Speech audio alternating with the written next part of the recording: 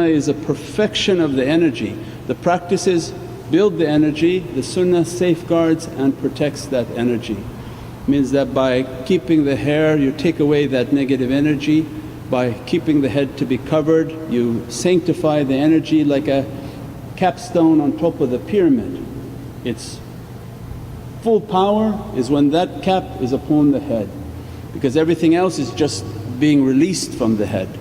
And the shayateen and the negative energies, they understand where the energy points of insan and they locate themselves upon those energy points and they basically withdraw everything. We talked last night with our people here, it's symbolic from the movie The Matrix. What Allah wanted to show within that reality when they showed that all the human beings, all they really were was a battery, that they were like in pods and all the shayateen were just pulling their energy, and that's how they view us on this earth. They don't have the heavenly energy. وَلَقَدْ كَرَمْنَا بَنِي. We are a paradise being walking upon the earth, and the shayateen are seeing and say, look at these energies, they don't have access to that. So their whole interest is to ride upon insan like a big battery. They lock themselves from the back and begin to take all the energy from that insan, whether they're pulling it from the head, pulling it from the heart, pulling it from the feet. So the noble sunnah comes to safeguard that you're a paradise being and you are to be safeguarded while you're walking upon this earth.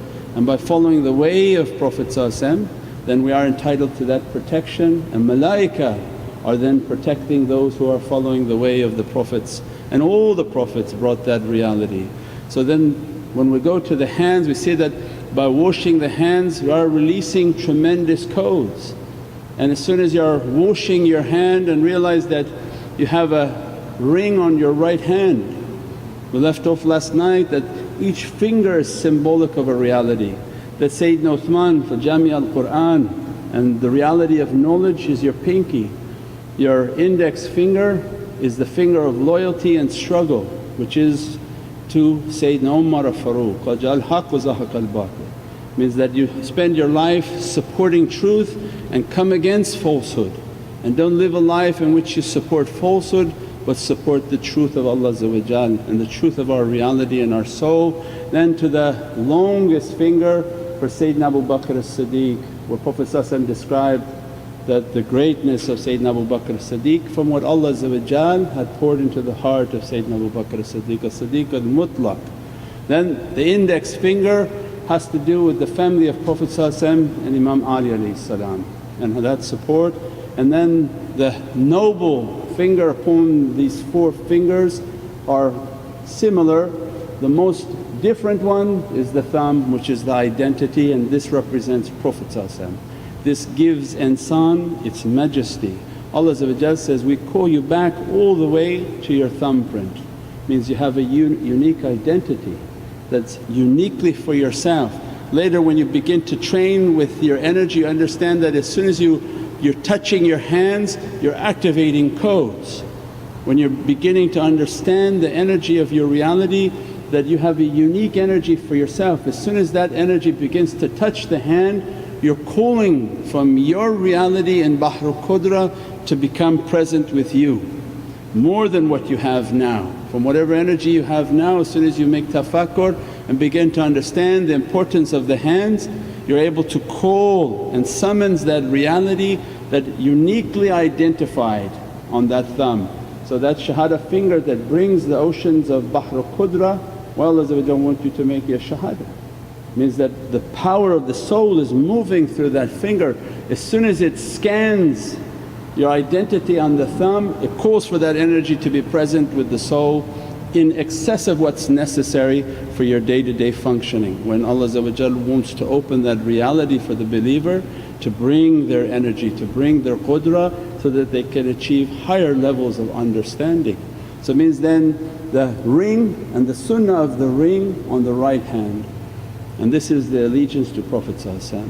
That ring is from aqiq, so that it opens the power of the heart, brings the softness to the heart, or from firuz and turquoise. We said before that the turquoise is for taking away negative energy, the taking away hasad. For the ladies same thing, that the ring is still there as a sunnah, and you can wear a necklace, you can wear different jewelry for women that have the turquoise.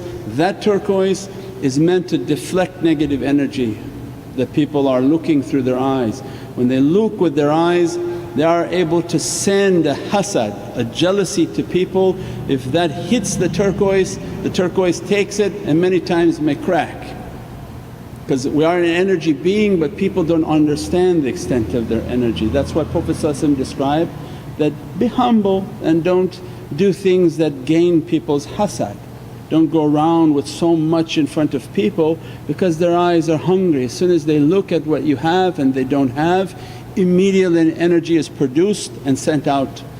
And if you are the recipient of that, then this leads to sickness and difficulties and lots of mushkilat. So again, the sunnah is a shield of protection. So as soon as that one has a turquoise ring, it's a deflection. If it's a female and they have the turquoise necklace or turquoise bracelets, it's a deflection from that energy. Then you go to the body and the sunnah clothes, the importance of the sunnah clothes, the dress of modesty. And then we'll go to the siwak, where the importance of the siwak is that as soon as you use the siwak, it's a tremendous cleansing for the energy that's entering into the mouth. Means from everything that you're eating, drinking and breathing, it has an energy in it. The food doesn't have the energy, but the energy that attaching to that food is what's important.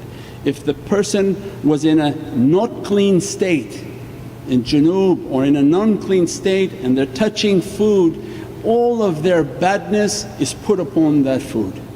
And as soon as you eat it, you begin to take that energy within your being. That's why Prophet described that safeguard where you eat, how you eat, who you eat from. If the person, when you're going out and going to restaurants and going to places, if the one serving you has no understanding of washing and they are in completely dirty state, you don't know what they've been doing, they put all of that state that they're in into the food and serve you from that energy. As soon as you put it into your mouth, you've now gathered that.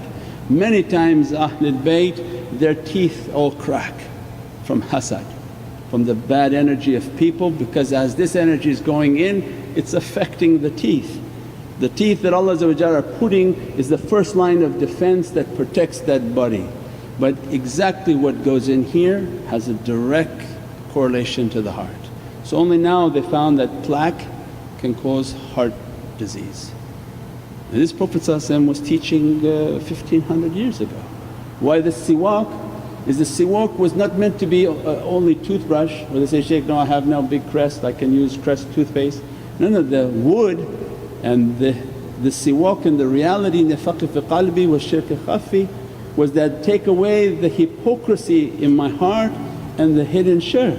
It had nothing to do with brightening your teeth, but it had to do with energy. That as soon as you put the siwak into your mouth, you immediately grounded the mouth. Whatever energies are flowing into the mouth, as soon as you put the siwak, it's wood. That wood is pulling the negative energy out so that that energy doesn't affect the heart.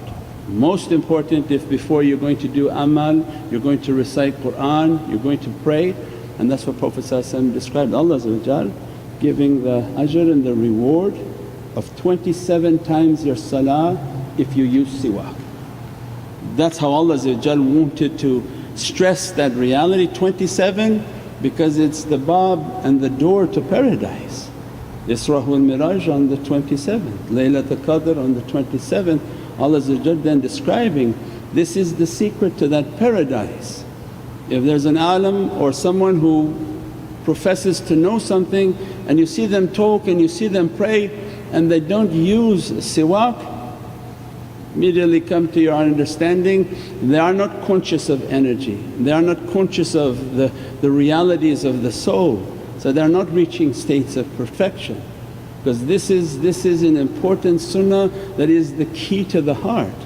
If the heart wants to open and they're not using siwak, how is it going to open? It's impossible, because everything they're eating and drinking is going in, and mainly from the ghadab and bad energy, anger. All of those energies go through the mouth and begin to affect the heart. So it means then the siwak and the importance of the siwak, we said like last night, it's not a fashion statement. Prophet gave everything as a perfection of energy. Go to the asa and they were all the inheritance of the Prophets. The asa, that when they carry the asa, and the reality of the asa is that it was the third prong. And women can also carry asa. There are nice stores online, they have very elegant asas that you order. This cane is the third prong, means the grounding. Prophet was teaching 1500 years ago electrical grounding, that your 2 feet are 2 currents that are touching this earth. When you begin to understand there's an electromagnetic field upon the earth, it moves on the earth, your 2 feet are plugged in. That ability is giving you the ability to stand straight.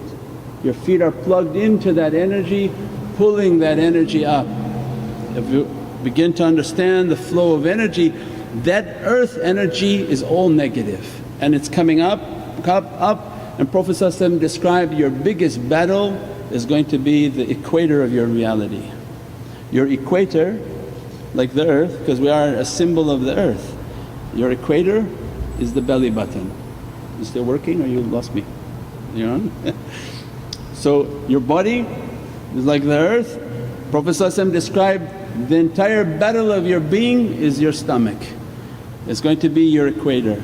Means all of your earth energy and negative energy, electromagnetic flow of energy is through the earth. All their desires, all their wounds, all their bad character is moving through the earth and moving up your body and clashing now into your belly. All your heavenly energy and heavenly dress upon the soul is your upper lataif. And that's why the heart lataif and the heart is based on the upper portion. Allah sends the tanzil al-rahmah and sends the manifestations and the lights of paradise and the soul realities upon the soul. And this is your yin and yang, and this is the great conflict for insan, that your energy, heavenly energy is coming and dressing your soul through the upper portion of your reality, and all the material desires are upon the earth clashing. So every clash now is happening within the belly. The asa was the grounding. As soon as you hold the asa, it's a grounding for insan to pull out the extra energy. Because as you're building your energy and you're building your positive charge and you're taking the negative charge of earth, it has to go somewhere, it's clashing. So these 2 energies are clashing from the top to the bottom. As soon as they hold the asa, they're able to purge the negative charge out of the body. Means then understanding that flow of energy, we begin to understand many things upon ourselves. When you go home and your feet smell, it's too much dunya energy upon you. That's why pious people, their feet don't smell. Their feet are from the feet of paradise. They're teaching that this dunya energy has a very dirtiness, and when you understand the flow of it that coming up and trying to overtake you, every practice and everything that you're doing from your siwak and controlling your head, controlling the cover, washing with the understandings of wudu is all a perfection of the energy. That's why people who have difficulties, these energies are coming up the leg, and from the leg it's moving towards the back, and then the clash going to be into the spine and into the stomach. Means then the importance of understanding that energy, that whatever you're doing in life you have to wash often. As soon as you shower and visualize that water coming like a waterfall and your soul cleansing itself within the water to relieve itself of these negative energies. When the energy is too negative, then it's recommended to make a bath and put salt within that bath. The Himalayan salt, Epsom salt. Salt is a natural purifier. Means salt takes away negativity. Even holding the salt stones takes away negativity. Even putting your meat and rolling it in salt and then rinsing it off takes away all the negativity. Salt Allah gave us that as a natural way of purification. So many awliyaullah they sleep with salt right by their bed and they put that in their mouth as soon as they wake up to make sure that the negative energy is off of them until they can reach to make wudu. Means then understanding the flow of energy, then you begin to understand how to wash, how to